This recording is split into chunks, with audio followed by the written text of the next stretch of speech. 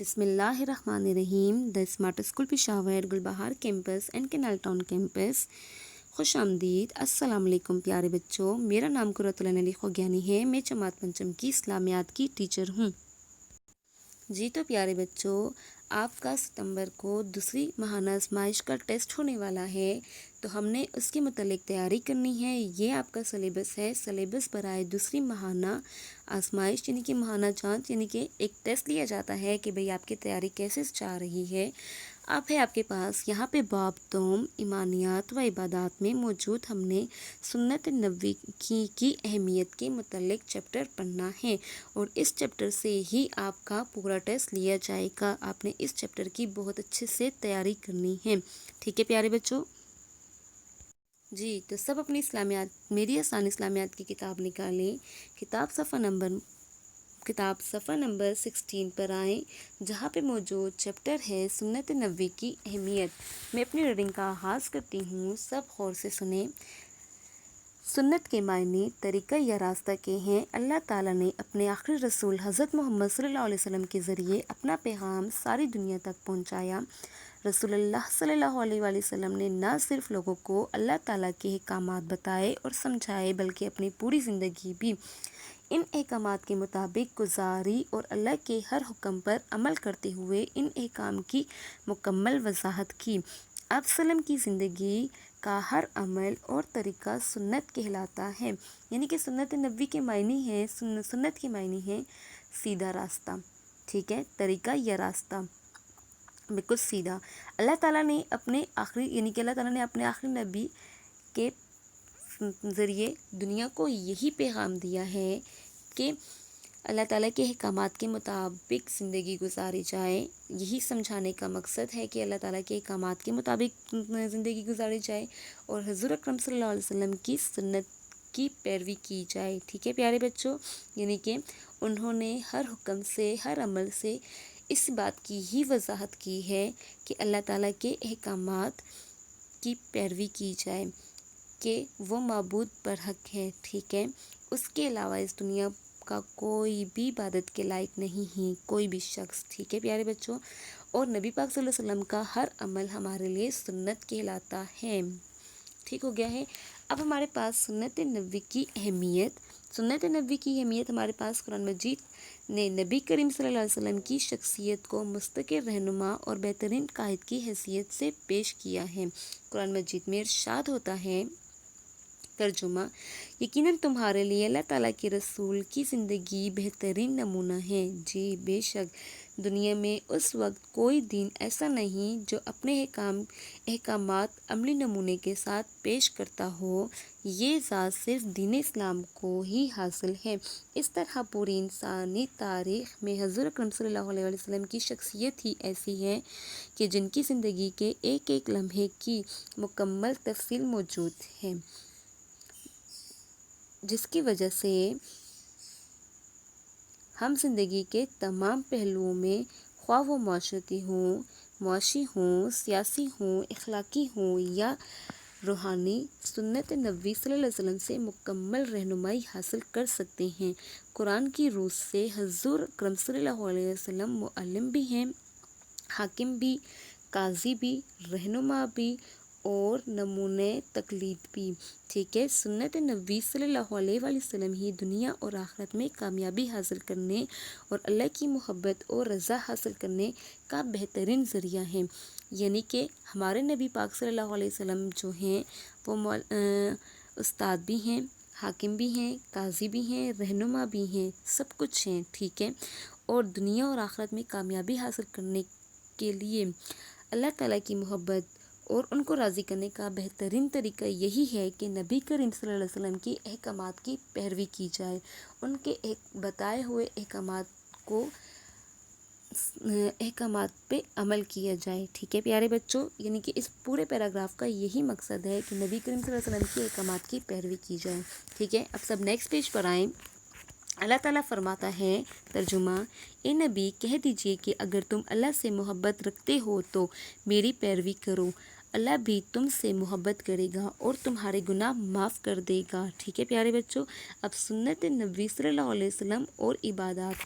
قرآن مجید وہ آخری آسمانی کتاب ہے جو حضور اکرم صلی اللہ علیہ وسلم پر نازل فرمائی گئی، جس میں زندگی سے متعلق تمام تر احکامات وضاحت کے ساتھ بیان کیے گئے ہیں، لیکن بہت سے احکامات ایسے ہیں جن کی وضاحت ہمیں رسول اکرم صلی اللہ علیہ وسلم کی زندگی سے ملتی ہے۔ مثلاً اللہ تعالیٰ نے ہمیں عبادات مثلاً نماز، روزہ، زکوٰۃ اور حج ادا کرنے کا حکم دیا ہے۔ ان عبادات میں نماز کی اہمیت سب سے زیادہ ہے۔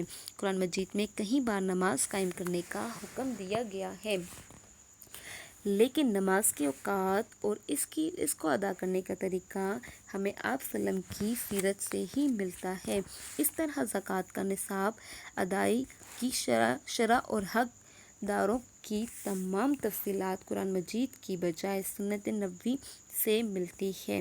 روزے کے متعلق بھی تمام مسائل اور احکامات رسول اکرم صلی اللہ علیہ وسلم نے ہی سمجھائے ہیں۔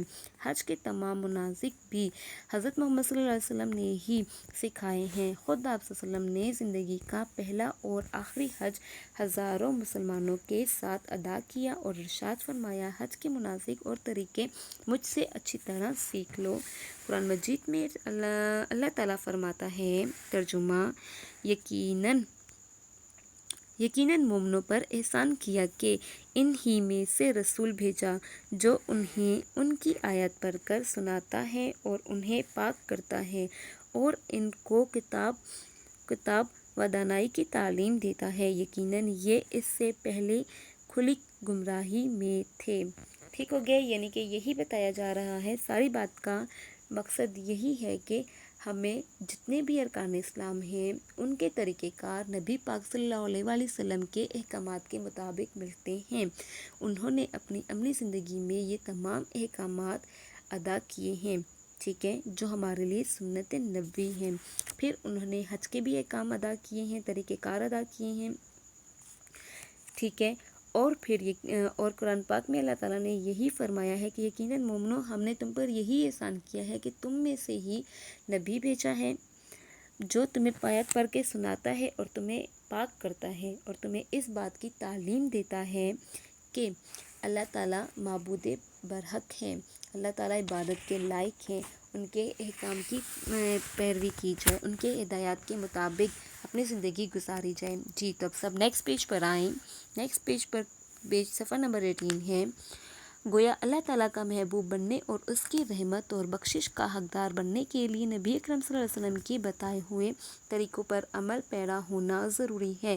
اطاعت رسول صلی اللہ علیہ وسلم کے بغیر مسلمان نہ تو قرآن مجید کا صحیح حق ادا کر سکتا ہے اور نہ ہی عملی زندگی میں کامیابی حاصل کر سکتا ہے۔ جی ہاں، یعنی کہ اگر آپ نے اللہ تعالیٰ کا محبوب بننا ہے، اپنی بخشش چاہنی ہے اور اچھی زندگی گزارنی ہے، تو ہمارے لیے یہی ضروری ہے، اپنی آخرت سنوارنی ہے تو ہمارے لیے یہی ضروری ہے کہ ہم نبی اکرم صلی اللہ علیہ وسلم کی احکامات کی پیروی کریں، ان کے بتائے ہوئے اصولوں کی، ان کے بتائے ہوئے احکامات پر عمل کریں، ٹھیک ہے، یہ ہم پہ واجب ہے۔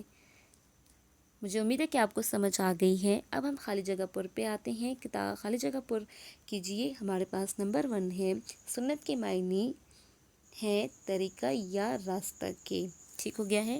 نمبر 2 ہے، ہمارے لیے ڈیش کی زندگی بہترین نمونہ ہے، حضور اکرم صلی اللہ علیہ وسلم کی زندگی، ٹھیک ہے۔ پھر ہے نمبر 3، روزے کے متعلق تمام وسائل اور احکامات ڈیش نے سمجھائے ہیں۔ وہ کون تھے؟ حضور اکرم صلی اللہ علیہ وسلم تھے، ٹھیک ہے، وہ عظیم ذات نبی کریم صلی اللہ علیہ وسلم کی تھی۔ اچھا جی، نمبر 4 ہے، قرآن مجید نے نبی اکرم صلی اللہ علیہ وسلم کی شخصیت کو مستقل ڈیش کی حیثیت سے پیش کیا ہے، کس کی حیثیت سے؟ رہنما اور بہترین قائد، ٹھیک ہے۔ اچھا جی، اب نمبر 5 ہے، اللہ تعالیٰ کی محبت اور رضا حاصل کرنے کا بہترین ذریعہ ڈیش کی مکمل اطاعت ہے، سنت نبوی کی مکمل اطاعت ہے، ٹھیک ہے۔ اگر ہم سنت نبوی کی پیروی کرتے ہیں، ان کی اطاعت کرتے ہیں، تو یہ ہمارے لیے بہت اچھا عمل ہے، ٹھیک ہے۔ اچھا جی، تو آپ نے پیارے بچوں یہ خالی جگہ پر بھی بہت اچھے سے یاد کرنی ہے، ان کی بہت اچھے سے تیاری کرنی ہے۔ تو اب ہم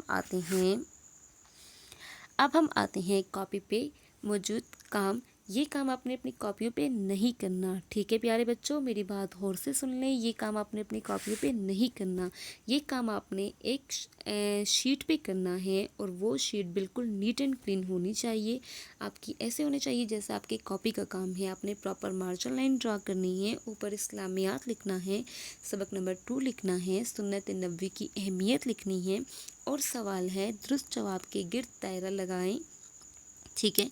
پھر ہمارے پاس نمبر 1 ہے قرآن مجید آسمانی کتاب ہے، آپشن 1 پہلی، دوسری یا آخری، تو آپ کا آپشن آتا ہے آپشن 3 آخری، آسمانی کتاب آخری ہے قرآن مجید، ٹھیک ہے پیارے بچوں۔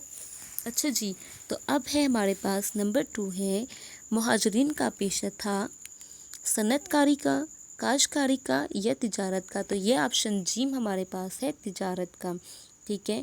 پھر ہمارے پاس آتا ہے سنت کے معنی ہے طریقہ یا راستہ کے، رہنما اور بہترین قائد کے، آخرت میں کامیابی حاصل کرنے کے، تو آپ کے پاس آپشن الف ہے طریقہ یا راستہ کے، ٹھیک ہے۔ پھر نمبر 4 ہے ہمارے لیے زندگی بہترین نمونہ ہے کس کی، حضرت آدم علیہ السلام کی، حضرت محمد صلی اللہ علیہ وسلم کی، یا حضرت ابراہیم علیہ السلام کی، تو حضرت محمد صلی اللہ علیہ وسلم کی زندگی ہمارے لیے بہترین نمونہ ہے، ٹھیک ہے۔ پھر آپ کے پاس نمبر 5 ہے اللہ تعالیٰ کی محبت اور رضا حاصل کرنے کا بہترین ذریعہ ڈیش کی مکمل اطاعت ہے، کس کی، سنت نبوی کی، زبور کی، یا اسلامی کتابوں کی، تو ہمارے پاس آپشن الف ہے سنت نبوی کی۔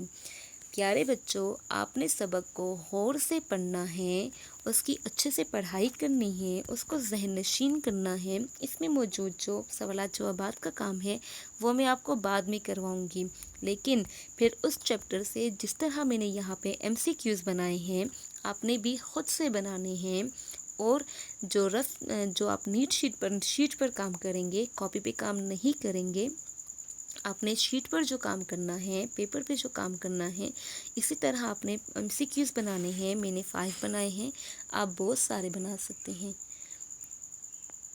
آپ نے MCQs بنانے ہیں، اور آپ نے یہ کام کر کے اسکول کے نمبر پہ اپنے کام کی تصویر لے کر میڈم کو سینڈ کرنی ہے، آپ کی اس کام کے آپ کو نمبر دیے جائیں گے، ٹھیک ہے۔ یہ آپ کا ایک چھوٹا سا سمر ٹاسک ہے جو آپ نے میم کے نمبر پہ کام کر کے سینڈ کرنا ہے، اور مجھے امید ہے کہ آپ نے بہت اچھے سے پریکٹس کرنی ہے، آپ کو سمجھ آ گئی ہے، آپ نے اسی طرح MCQs کے تھرو اپنی پیپر کی تیاری کرنی ہے، آپ کو اس چیز کا آئیڈیا ہو جائے کہ MCQs کو کس طرح سے سالو کیا جاتا ہے، ٹھیک ہے۔ میرا لیکچر یہاں پہ ختم ہوتا ہے، انشاءاللہ نیکسٹ لیکچر میں ملاقات ہوگی، تب تک کے لیے آپ اپنا بہت سارا خیال رکھیں، اپنی دعا میں یاد رکھیں، اللہ حافظ۔